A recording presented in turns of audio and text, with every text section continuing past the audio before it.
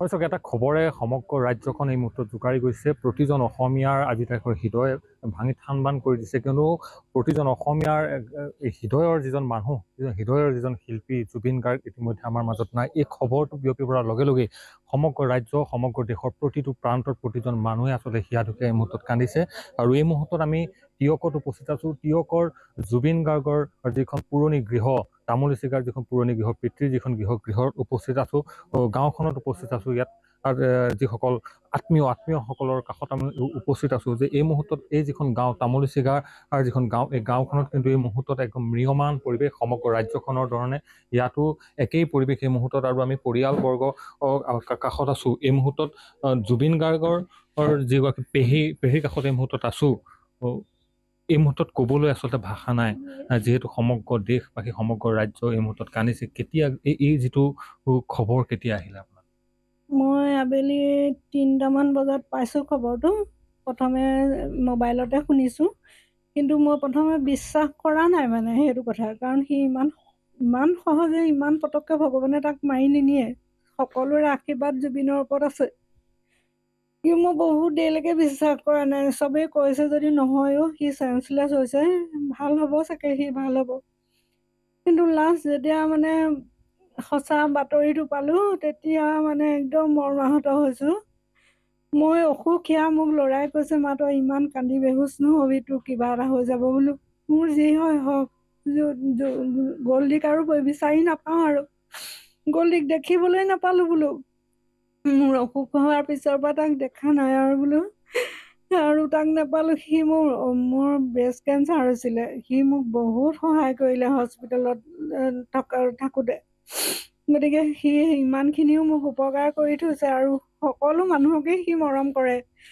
কিন্তু মোৰ ল'ৰাহাল ইমান দিশহাৰা হৈছিলে মোৰ এই অসুখটো হ'লত।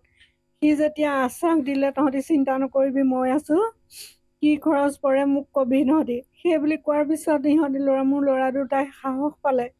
সাহস পাই মই মানে ঈশ্বৰৰ ওচৰত মোৰ পৰিয়ালৰ কথা যেনেকৈ ভাবোঁ, তাৰ কথা মই ভগৱানক সদায় ভাবোঁ, প্ৰভু তাক গল্ডিক ভালে ৰাখিবা। তাক মই স্বাৰ্থপৰ বুলি নহয়, সি যে মোক সহায় কৰিলে সেই বুলিয়ে নহয়, মই মানে মোক সহায় কৰা মানুহখিনিক মই ভালেই ৰাখিবলৈ ভগৱানক এবাৰ হ'লেও কওঁ দিনটোত। কিন্তু জুবিন যে ইমান পটককৈ আমাৰ মাজৰ পৰা গুচি যাব, সেই কথাটো মানে ভাবিবই নোৱাৰোঁ। তাৰ আগতেওতো এক্সিডেণ্ট য'ত যি হৈ থাকে, ভগৱানে তাক ভাল কৰে। এতিয়াও তাক পুনৰ প্ৰাণ ঘূৰাই আনিব বুলিয়ে মই মানে চেঞ্চলেছ হৈছে, ভাল হ'ব এইটোকে বুলি মই আশা কৰি আছিলোঁ। কিন্তু কথাটো যে একেবাৰে সত্য হ'ল, সেই কথাটোতো মানে ভাগি পৰিছোঁ একদম। আচলতে এই খবৰটো এই মুহূৰ্তত সমগ্ৰ ৰাজ্যবাসীয়ে মানি ল'ব পৰা নাই, যিটো খবৰ আচলতে অপ্ৰত্যাশিত খবৰটো আহিছিল। এই খবৰটো আচলতে প্ৰতিজনক আচলতে কন্দুৱাই নিছিল, আৰু এইটো স্বাভাৱিক কথা, যিহেতু প্ৰতিজন অসমীয়াই আচলতে অতি হৃদয়ৰ পৰা ভাল পাইছিল শিল্পীজনক। মই ভাতৃ আছে সম্পৰ্কীয়, ভাতৃ আপোনাৰ পৰা জানিম, কেতিয়া শেষবাৰৰ কাৰণে আপোনালোকে ইয়াত কেতিয়া আহিছিল?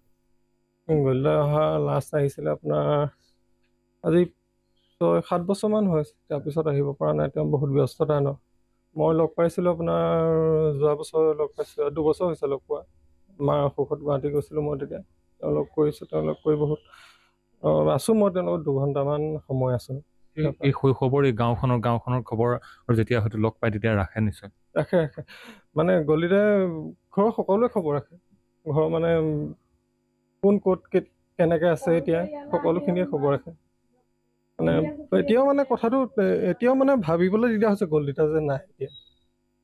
মানে প্ৰথমতে যেতিয়া বাতৰিত পাইছিলোঁ, তেতিয়া মানে ভাবিছোঁ গল্ডিটা অকণমান কিবা এটা হৈছে, ভাল হ'ব, সুস্থ হ'ব। কিন্তু যেতিয়া আমি ঘৰৰ মানুহখিনিৰ লগত কথা বতৰা হ'ল, যেতিয়া গম পাইছোঁ কথাখিনি যে গল্ডিটা সঁচাকেই নাই। নিশ্চিতভাৱে অতি ম্ৰিয়মান এটা পৰিৱেশ, আৰু এইটো পৰিৱেশ এই মুহূৰ্তত দেখাইছোঁ আপোন গাঁওখনৰ পৰা, যিখন পুৰণি গাঁও, যিখন গাঁও আচলতে পিতৃৰ শৈশৱ পাৰ হৈছে, জুবিন গাৰ্গৰ এক প্ৰকাৰ শৈশৱ এইখন গাঁৱত পাৰ হৈছে। এইখন গাঁৱৰ লগত আচলতে সম্পৰ্ক জুবিন গাৰ্গৰ, আৰু এই গাঁওখন এই মুহূৰ্তত ম্ৰিয়মান হৈছে, আৰু এই যিটো পৰিয়ালটো কিন্তু এই মুহূৰ্তত ম্ৰিয়মান পৰিৱেশ বিৰাজ।